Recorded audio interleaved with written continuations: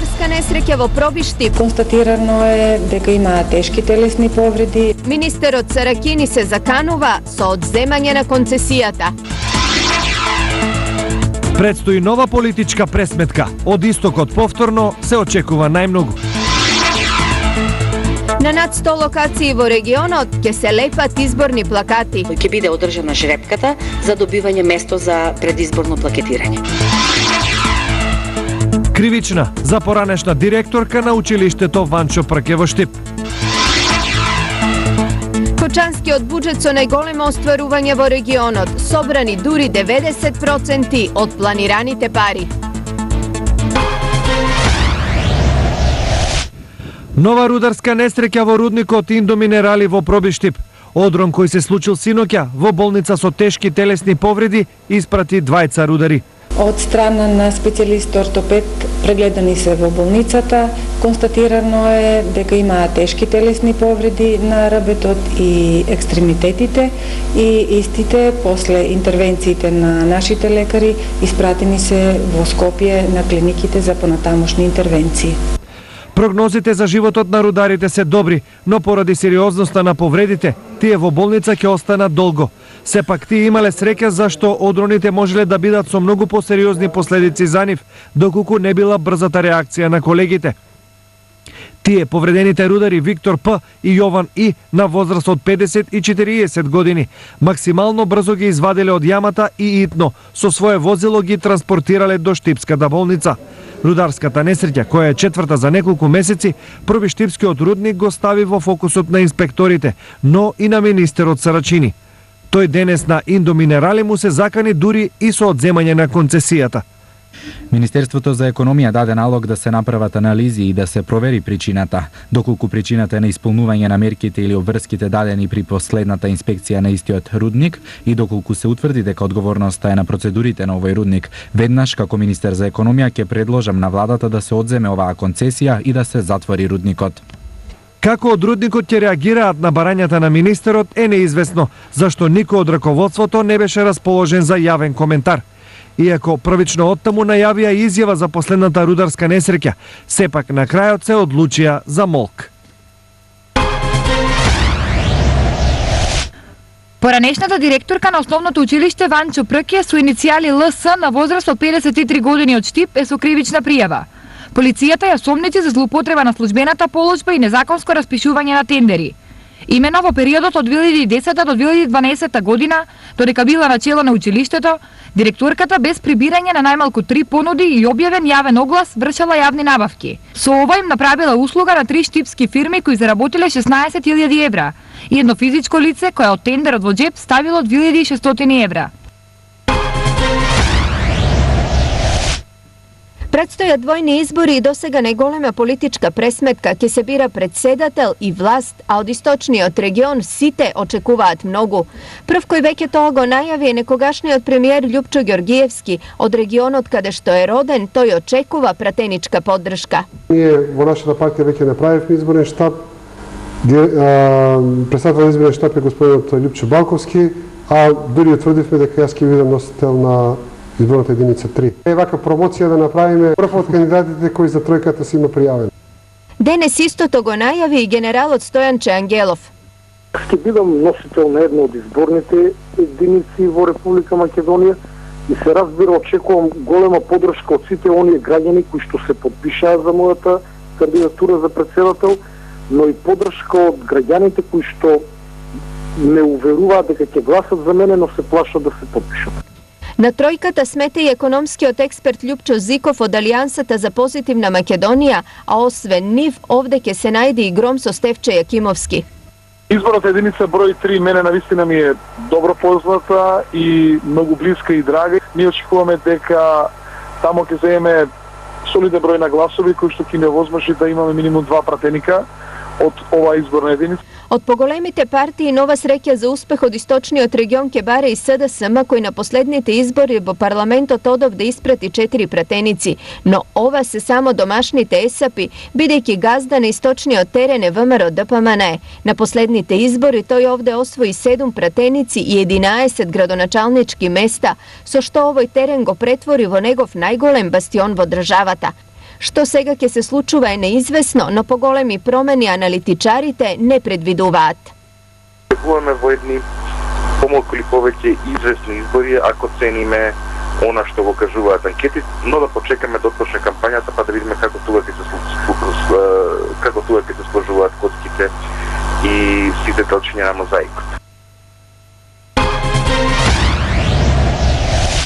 На околу 100 локации во регионот партиите ќе лепат изборни плакати. Местата општините веќе ги избраа, а позициите ќе ги одреди ждрепката. Кога ќе бидат објавени кандидатите, ние како општина ќе објавиме на која дата ќе биде одржана жрепката за добивање место за предизборно плакетирање.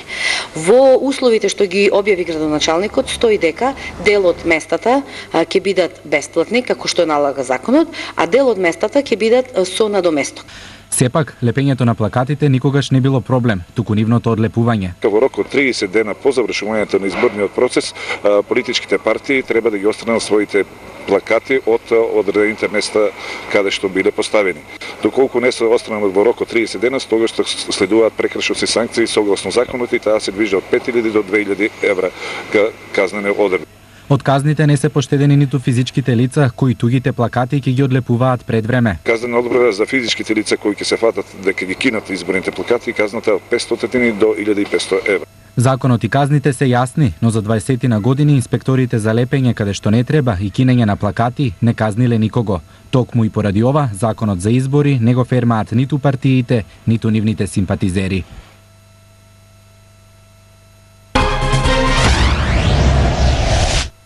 Пехчево излегува од анонимноста. Холандјани, словенци, данци сакаат да инвестираат во туризмот, но и во земјоделски преработувачки капацитети. И веќе имаме заинтересирани холандски инвеститори, имаше инвеститори од Данска, имаше инвеститори од Словенија, од Италија.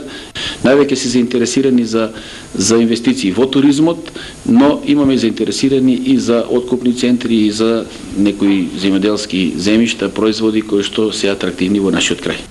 Иселениците ги донеле странците во Пехчево.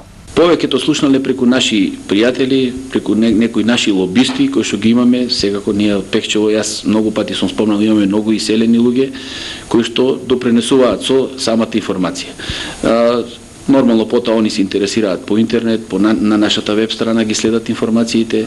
Во моментов Пехчево чека да завршат изборите и да се дадат на продажба првите 32 плаца во атрактивната населба Равна река, каде се предвидени 300 плацеви, од кои покрај вили и мотели има и локации за 4 хотели. Цената на плацевите е 1 евро за квадрат и се очекува за интересираните странци да се вратат и да ја реализираат својата идеја. Инаку првата инвестиција во туризмот во Пехчево сепак ќе донесе домашна фирма. Штипската фирма Кидго во Пехчево го изгради и првиот хотел, но во моментов гради уште еден. Хотелот во центарот на Пехчево треба да биде готов до крајот на овој месец, додека старата панорама во моментов е срушена. Се очекува овде за кратко време да изникне уште еден репрезентативен туристички капацитет. Јас мисля дека со овие инвестиции Пехчево ќе добие многу, бидејќи го промени својот лик и ќе стане една права градска населба. Сите овие инвестиции даваат надеж и ги отвараат вратите на Пехчево за туристите, кои покрај импресиите и уживањето што го дава недопрената малежевска природа, густата шума, водопадите на изворите на Брегалница, треба да добијат и солидно хотелско сместување, услуги и се разбира, соодветна инфраструктура. Кочанскиот буџет со најголемо остварување во регионот. Од граѓани, фирми и дотации собрани се дури 90% од планираните пари. Имено лани во општината влегле 432 милиони денари, што е само 10% помалку од планираното. Најмногу пари општината добила од граѓаните и тоа на име даноци. По овој основ во општинската каса завршиле 78,5 милиони денари. Без даночните приходи се во висина од 8,1 милион, додека 25 милиони се заведени како капитални приходи. Освен што се земале во општина Кочани, пари се и трошеле. Вкупно се подпишани фактури за 425 милиони денари, или 88% од планираните расходи. Најмногу пари, 58 милиони, завршиле за капитални проекти, 51 милион за стоки и услуги, а 33 за плати. Минатата година општината ја завршила со 340 милиони на сметката и уште 40 милиони кои ги побарува од граѓани и фирми. Председателот на Собранието на Република Македонија, Трајко Велјановски, за всреда ја закажа 87-та седница со единствена точка на дневниот ред, предлог одлуката за распуштање на актуелниот собраниски состав. Во четвртото тримесечје од 2013 година, според статистика, имало 5790 слободни работни места. Највисока стапка на слободни работни места имале деловните субјекти кои имаат до 250 вработени. Најмногу работници не достигале во угостителството, услужните дејности и продажбата. Министерството за труд и социјала ќе ги намали трошоците на работодавачите кои ќе вработат млади лица до 29 години, а се евидентирани како невработени во Агенцијата за вработување. Движењата во македонската економија се доста поволни. Имаме нагорен тренд на економијата, подобрување на кредитниот раст и зголемување на депозитната активност во банките, смета гувернерот на Народната банка Димитар Богов. Секој месец ја преоценуваме економската состојба, сите движења во македонската економија, очекуваните движења, предвидувањата за наредниот период и врз основа на сето тоа последниот пат заклучивме дека поставеноста на монетарната политика е соодветна и нема потреба за реакција. Од денес почнаа 40-дневните велики пости. Со откажување од масна храна, молитва и понизност пред Бога, верниците се подготвуваат за најрадосната вест во христијанството, Воскресението Христово. Кога зборуваме за пост, ние свештениците и поголем дел од нашите верници мислат на духовното, значи молитвата и врската на човекот со Бога. За да се дојде до вистинската врска со Бога, Светиот Отец Никодим Светогорец ги дава следниве совети. Најмногу внимавајте на злите и брзи своји кратци, очите. Не ги дозволувај да гледаат љубопитно и лакомо на секаде и се. Второ, чувај ги ушите од срамни и сладости приказни, од измислици, клевети и суетни разговори. Во книгите на светите отци уште стои: каква полза имаме од тоа да бледнееме од пост кога побледнуваме од завист? Да мачиш телото со нејадење, ако душата ти се надува од гордост? Зошто да не пиеш вино, а да се опиваат од омраза? Или да не јадеме риба и месо, а да јадеме браќата си со клевети? Гледаш ли сиромашен, не одвратувај од него, а помогни му со што можеш.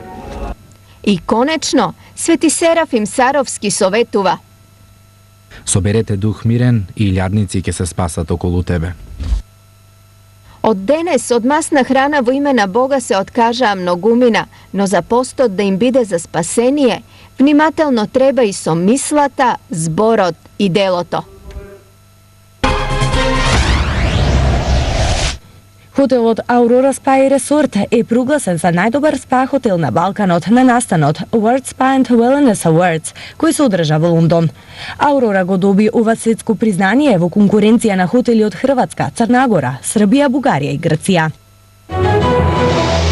Заврши хуманитарната акција што битолската организација на жени ја спроведе со цел да помогне на сиромашните семејства во Малешевијата. Се донира скоро се и се што најмногу облека, најмногу постелнина, јоргани, дифтици, она што можеби на некој не му е потребно. Видовме дека од телевизиските интервјуа дека има луѓе кои што плачат за такви работи. И во наредните денови ќе го пуштиме како помош со еден камион во Пехчево, Делчево, Берово.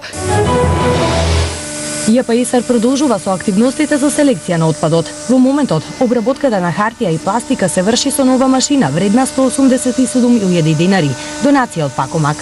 Станува збор за машина со капацитет од 1,5 метри кубни. Инаку, само во Штип годишно се селектираат околу 80 тони хартија и пластика, што е околу 1/3 од вкупната пластика и хартија која се депонира.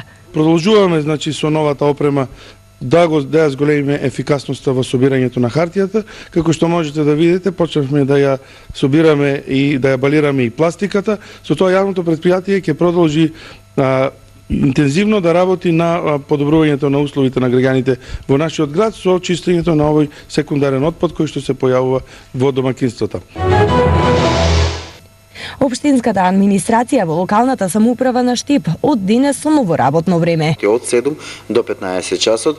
Главна причина е затоа што доаѓа пролетта, летото, денот се продолжува, а поголемиот дел од Штипјани работат во институции во кои што работното време од 8:30 до 16:30, така што за да се избегнат горештините кои што доаѓаат во раните утрински часови, значи од 7 до 8:30 додека одат на работа, можат да ги завршат сите активности кои што се поврзани со обврски во општина Штип.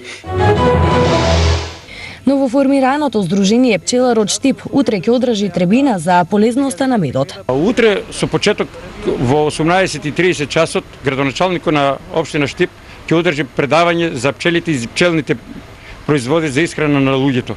Ги известуваме сите пчелари дека утре можат да извршат и зачленување во новото здружение. Поради планирани прекини во дистрибутивниот систем, утре од 9 до 15 часот и 30 минути, без струја ќе биде Делчевското село Двориште и дел од викенд населбата Сувилаки во Берово. Во кочанските села Уларци и Чешиново струја ќе нема од 9:30 до 16 часот и 30 минути. Екипи на Евана утре ќе работат и во селото Крупиште и колонија Ванчо Прке од 9 до 11 часот. Кога има избори, ќе прават после ништо. Така прават они. Нас е тука не допаѓа што млади народ бега од тука. Знаеш, да има млад народ кога се убава е. Има скоро да правиш мовет. А ние само старци напиеме се може да правиме мовет. А млади да прават мовет и кажуваат што е било како е било. Кулата Бурдж Калифа, висока 828 метри, во склоп на проектот Ексо Бурдж, ќе добие нов лик со платнената навлака која ќе биде навлечена на ова архитектонско чудо. Во име на уметноста ќе биде искористен лесен и тенок материјал, кој ќе биде делумно прозирен и ќе биде рефлексивен, со што ќе се промени панорамскиот изглед на Дубај. Идејата на оваа инсталација е да се прикаже одразот на урбаната експанзија, што се случува во Дубај и има за цел да привлече што повеќе туристи. Туристите ќе можат да ја видат инсталацијата и рефлексијата од околината од далеку, а истовремено ќе се надзира и самата кула. Ваквиот уметнички потват ќе биде еден од најголемите досега во светот.